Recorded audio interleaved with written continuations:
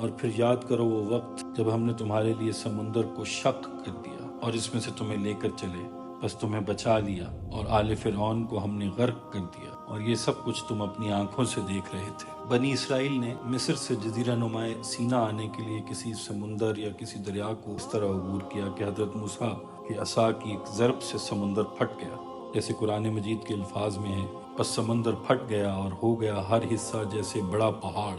समुंदर का पानी दोनों तरफ पहाड़ की तरह खड़ा हो गया और बनी इसराइल उसके दरमियान में से निकल गए। इनके पीछे पीछे जब फिरौन अपना लश्कर लेकर आया तो उसने सोचा कि हम भी ऐसे ही निकल जाएंगे, लेकिन वो गर्क हो गए, इसलिए कि दोनों तरफ का पानी आपस में मिल गया।